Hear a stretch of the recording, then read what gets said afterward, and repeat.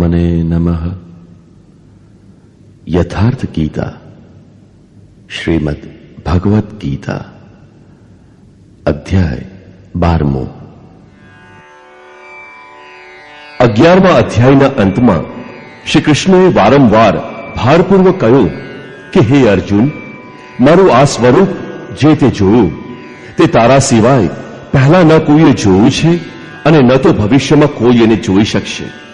મારું આ સ્વરૂપ તપ વડે, યજ્ઞ વડે કે દાન વડે જોવાનું શક્ય નથી, પરંતુ અનન્ય ભક્તિથી, એટલે કે મારા સિવાય અન્ય ક્યાંય શ્રદ્ધા ન રાખનારને નિરંતર વહેતી ધારા માફક મારા ચિંતન દ્વારા તે જે પ્રકારે મને જોયો એ રીતે પ્રત્યક્ષ જોવા માટે અને તત્વથી સાક્ષાત જાણવા અને પ્રવેશ કરવા માટે પણ હું સુલભ છું. આથી હે અર્જુન, તું નિરંતર મારું ચિંતન કર અને મારો ભક્ત થા. અધ્યાયના અંતે એમણે કહ્યું હતું કે હે અર્જુન, તું મારા દ્વારા જ નિર્ધારિત કરેલા કર્મો કર, મત્પરમઃ, અને તે પણ મારા પરાયણ થઈને કર. અનન્ય ભક્તિ જ એનું માધ્યમ છે. આ અંગે અર્જુનનો પ્રશ્ન સ્વાભાવિક જ હતો કે જે અવ્યક્ત અક્ષરની ઉપાસના કરે છે અને જે સગુણ આપની ઉપાસના કરે છે, આ બેમાં શ્રેષ્ઠ કોણ છે? અહીં અર્જુને આ પ્રશ્ન ત્રીજી વાર ઉઠાવ્યો છે. અધ્યાય 3માં એણે પૂછ્યું હતું કે હે ભગવાન, નિષ્કામ કર્મયોગની સરખામણીમાં આપે જો સાંખ્ય યોગને શ્રેષ્ઠ માન્યો છે તો આપ મને ઘોર કર્મમાં શા માટે જોડો છો? ત્યારે શ્રી કૃષ્ણએ કહ્યું હતું, હે અર્જુન, ભલે નિષ્કામ કર્મયોગ યોગ્ય લાગે કે ભલે જ્ઞાન માર્ગ, બંને દ્રષ્ટિએ કર્મ તો કરવું જ પડશે. આમ કરવા છતાં પણ જે ઇન્દ્રિયોને બળપૂર્વક રોકી મનથી વિષયોનું ચિંતન કરે છે તે દંભી છે, જ્ઞાની નહીં. આથી હે અર્જુન, તું કર્મ કર. કયું કર્મ કરીશ? નિયતમ કુરુ કર્મત્વમ, નિર્ધારિત કરેલા કર્મો કર. નિર્ધારિત કરેલા કર્મો કયા છે? ત્યારે કહ્યું કે યજ્ઞની પ્રક્રિયા જ એકમાત્ર કર્મ છે. યજ્ઞની રીત બતાવી કે જે આરાધના ચિંતનની વિધિ વિશેષ છે અને પરમમાં પ્રવેશ અપાવનારી પ્રક્રિયા છે. જ્યારે નિષ્કામ કર્મ માર્ગ અને જ્ઞાન માર્ગ બંનેમાં કર્મ કરવાનું જ છે, યજ્ઞાર્થ કર્મ કરવાનું છે, ક્રિયા એક જ છે, તો અંતર કેવું? ભક્ત કર્મનું સમર્પણ કરીને ઇષ્ટને આશ્રિત થઈને યજ્ઞાર્થ કર્મમાં પ્રવૃત્ત થાય છે, તો બીજો સાંખ્ય યોગી પોતાની શક્તિ સમજીને પોતાના ભરોસે તે જ કર્મમાં પ્રવૃત્ત થાય છે, પૂરો શ્રમ કરે છે. 5મા અધ્યાયમાં અર્જુને ફરીવાર પ્રશ્ન કર્યો, હે ભગવાન, આપ ક્યારેક સાંખ્ય યોગના માધ્યમથી કર્મ કરવાની પ્રશંસા કરો છો, તો ક્યારેક સમર્પણ માધ્યમથી નિષ્કામ કર્મયોગની પ્રશંસા કરો છો, તો આ બંનેમાં શ્રેષ્ઠ શું છે? અહીં સુધી અર્જુન સમજી ચૂક્યા હતા કે બંને દ્રષ્ટિએ કર્મ તો કરવું જ પડે છે, છતાં પણ એ બંનેમાંથી જે શ્રેષ્ઠ માર્ગ છે તેને તે અપનાવવા માંગે છે. શ્રી કૃષ્ણએ કહ્યું, હે અર્જુન, ઉક્ત બંને પ્રકારથી કર્મ કરવાવાળાઓ મને જ પામે છે, પરંતુ સાંખ્ય માર્ગની સરખામણીમાં નિષ્કામ કર્મ માર્ગ શ્રેષ્ઠ છે. નિષ્કામ કર્મયોગી બન્યા સિવાય ન કોઈ યોગી થઈ શકે છે કે ન કોઈ જ્ઞાની. સાંખ્ય યોગ અઘરો છે, એનું આચરણ કરવું કઠિન છે. અર્જુને અહીં ત્રીજી વખત પ્રશ્ન ઉઠાવ્યો કે હે ભગવાન, અનન્ય ભક્તિથી આપને ભજનાર અને સાંખ્ય માર્ગથી અવ્યક્ત અક્ષર બ્રહ્મની ઉપાસના કરનાર, આ બેમાં શ્રેષ્ઠ કોણ છે? અર્જુન ઉવાચ,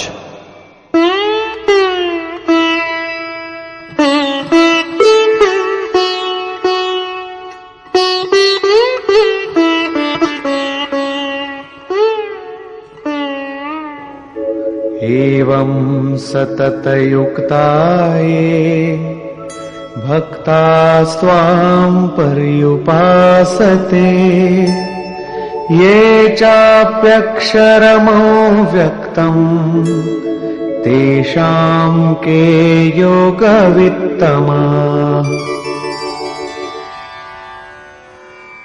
एवं अर्थात આ પ્રકારે કે જેનો વિધિ હમણાં જ બતાવ્યો છે બરાબર તે જ પ્રમાણે અનન્ય ભક્તિથી આપનું શરણ લઈને નિરંતર આપમાં જોડાઈ રહી વિશેષ ભાવે આપને ઉપાસે છે, અને બીજાઓ કે જે આપ પરમેશ્વરનું શરણ ન લેતા સ્વતંત્ર રૂપથી પોતાનામાં વિશ્વાસ રાખી એ અક્ષય અને અવ્યક્ત સ્વરૂપની ઉપાસના કરે છે, જેમાં આપ પણ સ્થિત છો જ. આવા બે પ્રકારના ભક્તોમાં અધિક ઉત્તમ યોગવેત્તા કોણ છે? આ વિશે યોગેશ્વર શ્રી કૃષ્ણએ કહ્યું. શ્રી ભગવાન ઉવાચ.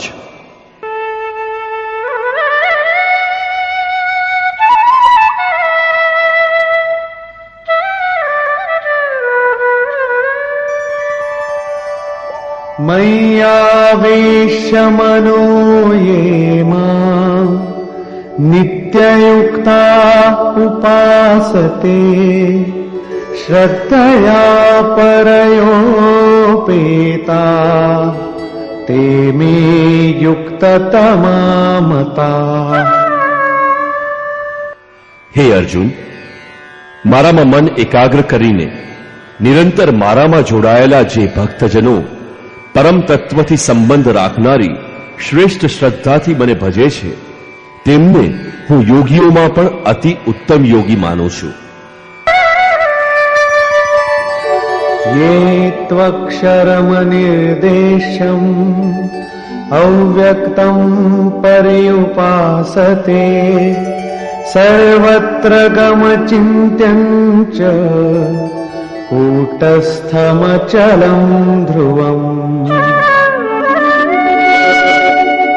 संयम्येन्द्रियग्रामम् सर्वत्र समबुद्धयः ते प्राप्नुवन्ति मामेव सर्वभूतहिते रताः. જે પુરુષ ઇન્દ્રિયોના સમુદાયને યોગ્ય રીતે સંયમમાં રાખી મન બુદ્ધિના ચિંતનથી અત્યંત પર સર્વવ્યાપી અકથનીય સ્વરૂપ સદા એક રસ રહેનારા નિત્ય અચળ અવ્યક્ત આકાર રહિત અને અવિનાશી બ્રહ્મની ઉપાસના કરે છે, સર્વભૂતોના હિતમાં લાગેલા અને સર્વમાં સમાન ભાવવાળા તેવા યોગીઓ મને જ પામે છે. બ્રહ્મના ઉપરોક્ત વિશેષણ મારાથી ભિન્ન નથી, પરંતુ क्लेशोऽधिकतरस्तेषाम् अव्यक्तासक्तचेतसाम् अव्यक्ता हि गतिर्दुःखम् देहवद्भिरवाप्यते. અવ્યક્ત પરમાત્મામાં આસક્ત થયેલા ચિત્તવાળા એ ભક્તોને સાધન કરતા કષ્ટ થાય છે, કારણ કે દેહાભિમાનીઓને અવ્યક્તની પ્રાપ્તિ માટે દુઃખ સહેવું જ પડે છે. જ્યાં સુધી દેહભાન છે ત્યાં સુધી અવ્યક્તની પ્રાપ્તિ કઠિન છે. યોગેશ્વર શ્રી કૃષ્ણ સદ્ગુરુ હતા. અવ્યક્ત પરમાત્મા તેઓમાં વ્યક્ત હતા. તેઓ કહે છે કે મહાપુરુષનું શરણ ન ગ્રહીને જે સાધક પોતાની શક્તિ સમજી આગળ વધે છે કે હું અમુક અવસ્થામાં છું, આનાથી આગળ હું આ અવસ્થા પ્રાપ્ત કરીશ, હું મારા જ અવ્યક્ત શરીરને પામીશ, તે મારું જ રૂપ હશે, તે હું છું, આ પ્રકારે વિચારીને પ્રાપ્તિની પ્રતીક્ષા ન કરતા પોતાના શરીરને જ સોહમ કહેવા લાગે છે. આ માર્ગમાં આ જ મોટું વિઘ્ન છે. તે દુઃખાલયમ અશાશ્વતમ માં જ ભટકી કરીને ઊભો રહે છે. પરંતુ જે મારું શરણ ગ્રહણ કરીને ચાલે છે એ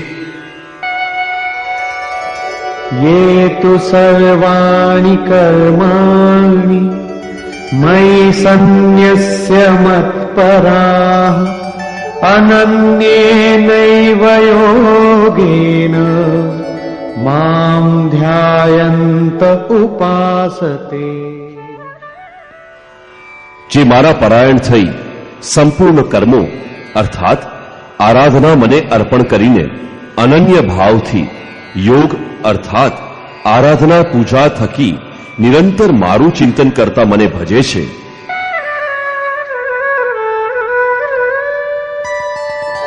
तेषामहं समुद्धर्ता मृत्यु संसार सागरात् भवामि न चिरात् पार्थ मय्यावेशित चेतसाम्।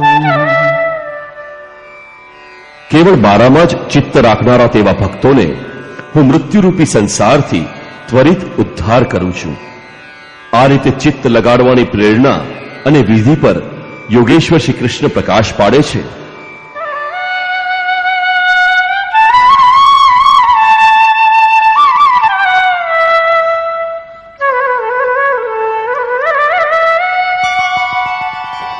मय्येव मन आधत्स्व मयि बुद्धिं निवेशय निवसिष्यसि मय्येव अत ऊर्ध्वं न संशयः। માટે હે અર્જુન, તું મારામાં મન લગાવ, મારામાં જ બુદ્ધિ લગાવ, પછી તું મારામાં જ નિવાસ કરીશ, એમાં જરા પણ સંશય નથી. મન અને બુદ્ધિ પણ ન જોડી શકે. અર્જુને પાછળ જ કહ્યું છે કે મનને રોકવું એ વાયુની જેમ દુષ્કર છે. તો મન અને બુદ્ધિ પણ ન જોડી શકે એ વિશે યોગેશ્વર શ્રી કૃષ્ણ કહે છે,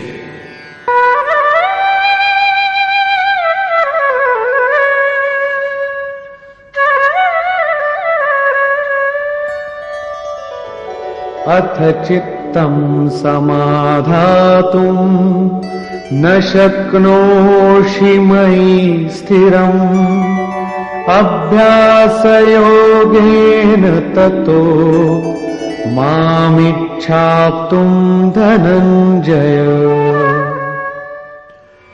અગર મારામાં મનને અચલ સ્થિર કરવા તું સમર્થ નથી તો હે અર્જુન, યોગના અભ્યાસ દ્વારા મને પ્રાપ્ત કરવાની ઈચ્છા કર. જ્યાં પણ ચિત્ત જાય ત્યાંથી ખેંચી લાવીને તેને આરાધના ચિંતન કાર્યમાં લગાડવાનું નામ અભ્યાસ છે. અને જો આ પણ ન કરી શકે તો अभ्यासेऽप्य समर्थोऽसि मत्कर्म परमो भव मदर्थमपि कर्माणि कुर्वन् सिद्धिमवाप्स्यसि। અભ્યાસ કરવામાં પણ તું અસમર્થ છે તો કેવળ મારા માટે કર્મ કર, અર્થાત આરાધના કરવા માટે તત્પર થા. આ રીતે મારી પ્રાપ્તિ માટે કર્મો કરતો તું મારી પ્રાપ્તિરૂપી સિદ્ધિને જ પામીશ.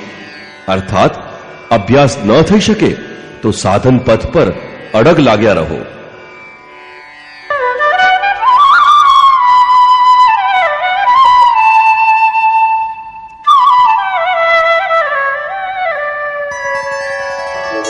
अथैतदप्यशक्तोऽसि कर्तुं मद्योगमाश्रितः सर्वकर्मफलत्यागं ततः कुरु यतात्मवान्। આ કર્મ કરવામાં પણ જો તું અસમર્થ હોય તો સર્વ કર્મોના ફળનો ત્યાગ કર, અર્થાત લાભ હાનિની ચિંતા છોડી મદ્યોગ ના આશ્રિત બની, અર્થાત સમર્પણ સાથે આત્મવાન મહાપુરુષના શરણમાં જા. તેમનાથી પ્રેરાઈને કર્મ સ્વતઃ થવા લાગશે. સમર્પણની સાથે કર્મફળનું મહત્વ બતાવતા શ્રી કૃષ્ણ કહે છે,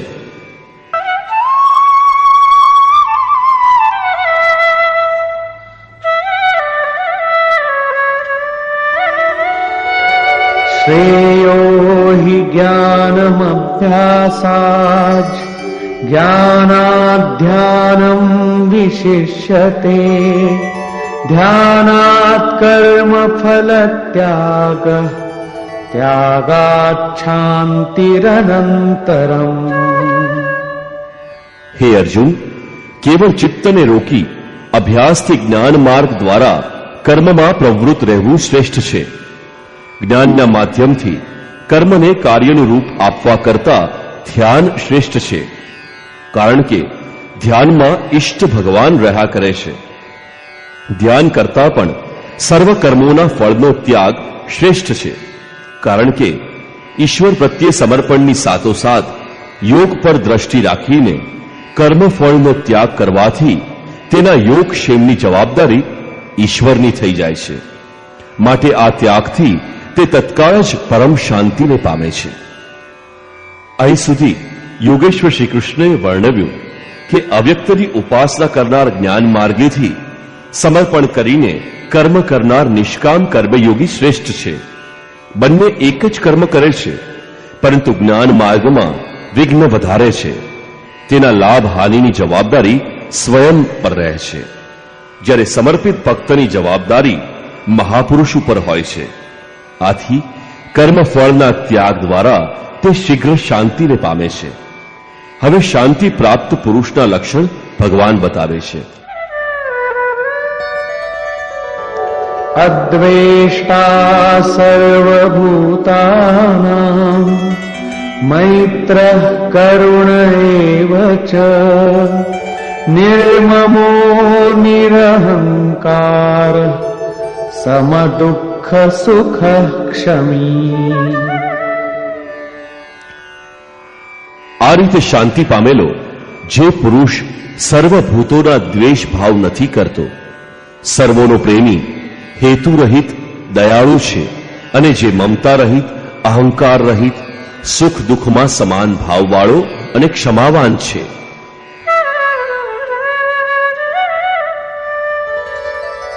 સંતુષ્ટઃ સતતં યોગી યતાત્મા દૃઢ નિશ્ચયઃ મય્યર્પિતમનો બુદ્ધિઃ યો મદ્ભક્તઃ સમે પ્રિયઃ. જે નિરંતર યોગીની પરાકાષ્ઠાથી યુક્ત છે, લાભ તથા હાનિમાં સંતુષ્ટ છે, મન તથા ઇન્દ્રિયો સહિત શરીરને વશમાં કરીને દ્રઢ નિશ્ચયવાળો થયો છે, તે મારામાં અર્પિત મન બુદ્ધિવાળો મારો ભક્ત મને પ્રિય છે. યસ્માન્નો દ્વિજતે લોકો લોકાન્નો દ્વિજતે ચ યઃ હર્ષામર્ષ ભયોદ્વેગૈર મુક્તો યઃ સ ચ મે પ્રિયઃ. જેનાથી કોઈ પણ જીવને ઉદ્વેગ થતો નથી અને જે પોતે પણ કોઈ જીવથી ઉદ્વિગ્ન થતો નથી, હર્ષ, સંતાપ, ભય અને સમગ્ર વિક્ષોભોથી મુક્ત છે, એ ભક્ત મને પ્રિય છે. સાધકો માટે આ શ્લોક અત્યંત ઉપયોગી છે. એમણે એવી રીતે રહેવું જોઈએ કે એના દ્વારા કોઈના પણ મનને ઠેસ ન લાગે. આટલું તો સાધક કરી જ શકે, પરંતુ બીજા લોકો આ આચરણ નહીં આચરે. એ તો સંસારી છે જ, એઓ તો આગ ઓકશે, કંઈ પણ કહેશે, પરંતુ સાધકના હૃદયમાં તો અનેક લોકો દ્વારા અર્થાત તેઓએ પહોંચાડેલા આઘાતથી ઉથલ પાથલ ન થાય. તેની સુરતા ચિંતનમાં જ લાગી રહે, ક્રમ તૂટે નહીં. દાખલા તરીકે નિયમાનુસાર તમે રસ્તાની ડાબી બાજુ ચાલી રહ્યા છો. કોઈ દારૂ પીને સામેથી આવતો હોય ત્યારે તેનાથી બચવાની જવાબદારી તમારી પોતાની જ છે.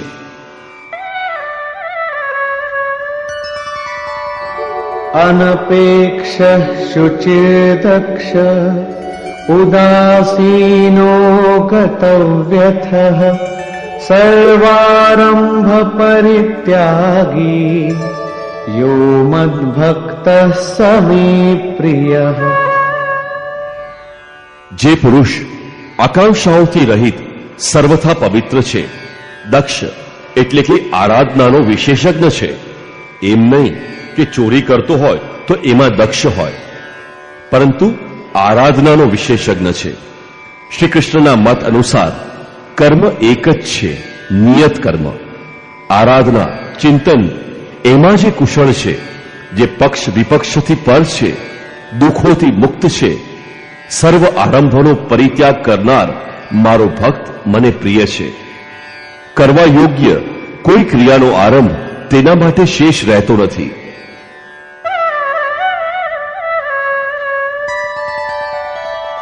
यो न हृष्यति न द्वेष्टि न शोचति न काङ्क्षति शुभाशुभ परित्यागी भक्तिमान्यः स मे प्रियः।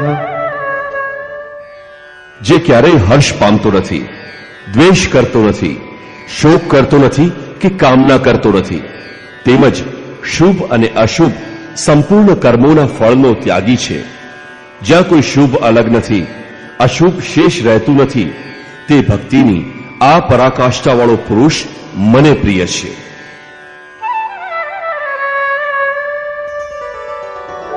समः शत्रौ च मित्रे च तथा मानापमानयोः शीतोष्ण सुख दुःखेषु समः संगविवर्जितः।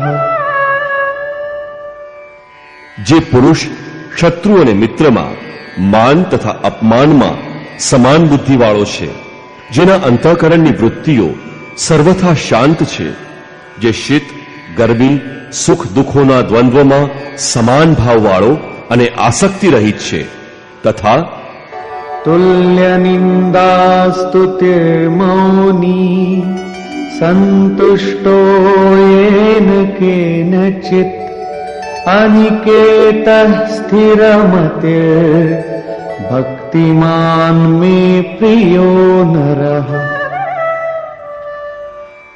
જે નિંદા અને સ્તુતિને સમાન સમજે છે, મનનશીલતાની ચરમ સીમા પર પહોંચીને જેની મન સહિતની સર્વ ઇન્દ્રિયો શાંત થઈ ચૂકી છે, તેમજ કોઈ પણ પ્રકારે થતા શરીર નિર્વાહમાં જે સદૈવ સંતુષ્ટ છે, જે પોતાના નિવાસ સ્થાનમાં મમતાથી પર છે, તેવો ભક્તિની પરાકાષ્ઠા પર પહોંચેલો સ્થિર બુદ્ધિવાળો પુરુષ મને પ્રિય છે.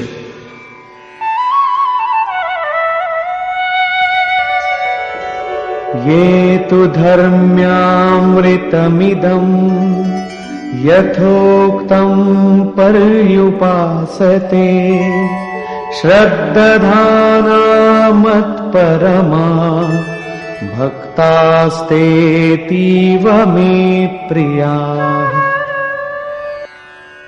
જે મારા પારાયણ થઈ હાર્દિક શ્રદ્ધાવાળો પુરુષ ઉપરના ધર્મમય અમૃતનું યોગ્ય પ્રકારે સેવન કરે છે, એ ભક્ત મને અતિશય પ્રિય છે.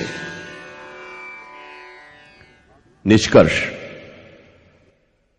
આગલા અધ્યાયના અંતમાં યોગેશ્વર શ્રી કૃષ્ણએ કહ્યું હતું, હે અર્જુન, તે જે જોયું તે તારા સિવાય ન કોઈ પામ્યું છે કે ન કોઈ પામી શકશે, પરંતુ અનન્ય ભક્તિ અથવા અનુરાગપૂર્વક જે ભજે છે તે આ રીતે મને જોઈ શકે છે, તત્વ સહિત મને જાણી શકે છે અને મારામાં પ્રવેશ પણ પામી શકે છે. એટલે કે પરમાત્મા એવી સત્તા છે કે જેને પામી શકાય છે. આથી હે અર્જુન, તું ભક્ત થા. અર્જુને આ અધ્યાયમાં પ્રશ્ન કર્યો કે હે ભગવાન, અનન્ય ભાવથી જેઓ આપનું ચિંતન કરે છે અને બીજા જેઓ અક્ષર અવ્યક્તની ઉપાસના કરે છે, આ બંનેમાં ઉત્તમ યોગવેત્તા કોણ છે? યોગેશ્વર શ્રી કૃષ્ણએ કહ્યું કે બંને મને જ પામે છે, કારણ કે હું અવ્યક્ત સ્વરૂપ છું. પરંતુ જેઓ ઇન્દ્રિયોને વશમાં રાખીને મનને બધી બાજુથી સમેટીને અવ્યક્ત પરમાત્મામાં આસક્ત છે, તેના માર્ગમાં ક્લેશ વિશેષ રહે છે. જ્યાં સુધી દેહનો અધ્યાસ છે ત્યાં સુધી અવ્યક્ત સ્વરૂપની પ્રાપ્તિ દુઃખપૂર્ણ છે, કારણ કે અવ્યક્ત સ્વરૂપ તો ચિત્તના નિરોધ અને વિલયકાળમાં મળે છે. તે પહેલા તેનું શરીર જ વચમાં બાધારૂપ બને છે. હું છું, હું છું, મારે મેળવવાનું છે કહેતો કહેતો પોતાના શરીરની તરફ જ વળી જાય છે. તેની ચલિત થવાની સંભાવના વધુ છે. આથી હે અર્જુન, તું સર્વ કર્મો મને સમર્પિત કર, અનન્ય ભક્તિથી મારું ચિંતન કર. મારા પરાયણ જે ભક્તજનો સર્વ કર્મો મને અર્પણ કરીને માનવ શરીર ધારી એવા સગુણ યોગીના રૂપમાં મારા ધ્યાન દ્વારા નિરંતર ચિંતન કરે છે, તેનો હું આ સંસાર સાગરથી ત્વરિત ઉદ્ધાર કરનારો બનું છું. આથી હે અર્જુન, ભક્તિ માર્ગ શ્રેષ્ઠ છે. હે અર્જુન, મારામાં મન લગાવ. મન ન લાગે તો પણ તે લગાવવા માટે અભ્યાસ કર. જ્યાં પણ ચિત્ત જાય ત્યાંથી તેને ફરીથી ખેંચી લાવી તેનો નિગ્રહ કર. આ કરવામાં પણ જો તું અસમર્થ છે તો તું કર્મ કર. કર્મ એક જ છે અને તે છે યજ્ઞાર્થ કર્મ. તું કાર્યમ કર્મ કર, અન્ય નહીં. એટલું જ કર, પાર પડે કે ન પડે. અગર આ પણ કરવામાં જો તું અસમર્થ છે તો સ્થિતપ્રજ્ઞ, આત્મવાન, તત્વજ્ઞ મહાપુરુષને શરણે જઈ સંપૂર્ણ કર્મફળનો ત્યાગ કર. આવો ત્યાગ કરીને તું પરમ શાંતિને પામીશ. ત્યાર પછી પરમ શાંતિ પામેલા ભક્તના લક્ષણ વર્ણવતા ભગવાન શ્રી કૃષ્ણ કહે છે કે જે સર્વભૂતોમાં દ્વેષ ભાવથી રહિત છે, કરુણાયુક્ત તથા દયાળુ છે, મમતા અને અહંકારથી પર છે, એ ભક્ત મને પ્રિય છે. જે ધ્યાન યોગમાં નિરંતર તત્પર અને આત્મવાન તથા આત્મસ્થિત છે, એ ભક્ત મને પ્રિય છે. જેનાથી કોઈને ઉદ્વેગ થતો નથી અને કોઈનાથી એને ખુદને ઉદ્વેગ થતો નથી, એવો ભક્ત મને પ્રિય છે. જે પવિત્ર છે, દક્ષ છે, વ્યથાઓથી ઉપરામ છે, સર્વ આરંભોને ત્યાગીને જે પાર પામી ચૂક્યા છે, એવા ભક્ત મને પ્રિય છે. સર્વ કામનાઓને ત્યાગી અને શુભાશુભને જાણનાર મને પ્રિય છે. જે નિંદા અને સ્તુતિમાં સમાન અને મૌન રહે છે, મન સહિતની જેની ઇન્દ્રિયો શાંત અને મૌન છે, જે કોઈ પણ પ્રકારના શરીર નિર્વાહમાં સંતોષી અને રહેવાના સ્થાનમાં મમતા રહિત છે, શરીર રક્ષણમાં જેને આસક્તિ નથી, એવા ભક્તિવાન અને સ્થિતપ્રજ્ઞ પુરુષ મને પ્રિય છે. આ રીતે 11મા શ્લોકથી 19મા શ્લોક સુધી યોગેશ્વર શ્રી કૃષ્ણએ શાંતિ પામેલા યોગયુક્ત ભક્તની રહેણી પર પ્રકાશ પાડ્યો છે. સાધકો માટે એ પ્રાપ્ત કરવા યોગ્ય છે. અંતે નિર્ણય આપતા તેઓ કહે છે, હે અર્જુન, જે પુરુષ મારે પરાયણ થઈ અનન્ય શ્રદ્ધાથી ઉપર કહેલા ધર્મમય અમૃતનું નિષ્કામ ભાવથી સારી રીતે આચરણ કરે છે, તે ભક્ત મને અતિશય પ્રિય છે. આથી સમર્પણની સાથે આ કર્મમાં પ્રવૃત્ત થવું શ્રેયસ્કર છે, કારણ કે તેના હાનિ લાભની જવાબદારી એ ઈષ્ટદેવ સદગુરુ પોતાના ઉપર લઈ લે છે. અહીં શ્રી કૃષ્ણએ સ્વરૂપસ્થ મહાપુરુષના લક્ષણ બતાવ્યા અને એમના શરણમાં જવાનું કહ્યું. અંતમાં પોતાના શરણમાં આવવાની પ્રેરણા આપીને તે મહાપુરુષોની સમકક્ષ પોતાને ગણાવ્યા. શ્રી કૃષ્ણ એક યોગી હતા, મહાત્મા હતા. આ અધ્યાયમાં ભક્તિને શ્રેષ્ઠ ગણાવી, તેથી આ અધ્યાયનું નામ ભક્તિ યોગ યોગ્ય છે. ઓમ તત્સદિતિ શ્રીમદ ભગવદ્ ગીતા સુપનિષત્સુ બ્રહ્મ વિદ્યાયા યોગ શાસ્ત્રે શ્રી કૃષ્ણાર્જુન સંવાદે ભક્તિ યોગ નામ 12ધ્યાય. આ રીતે શ્રીમદ ભગવદ્ ગીતા રૂપી ઉપનિષદ અને બ્રહ્મ વિદ્યા તથા યોગ શાસ્ત્ર રૂપ શ્રી કૃષ્ણ અને અર્જુનના સંવાદમાં ભક્તિ યોગ નામનો 12મો અધ્યાય પૂરો થાય છે. ઇતિ શ્રીમદ પરમહંસ પરમાનંદસ્ય શિષ્ય સ્વામી અડગરાનંદ કૃતે શ્રીમદ ભગવદ્ ગીતાયા યથાર્થ ગીતા ભાષ્યે ભક્તિ યોગ નામ 12ધ્યાય. આ પ્રકારે શ્રીમદ પરમહંસ પરમાનંદજીના શિષ્ય સ્વામી અડગરાનંદ કૃત શ્રીમદ ભગવદ્ ગીતાના ભાષ્ય યથાર્થ ગીતામાં ભક્તિ યોગ નામનો 12મો અધ્યાય પૂરો થાય છે. હરિ ઓમ તત્સત.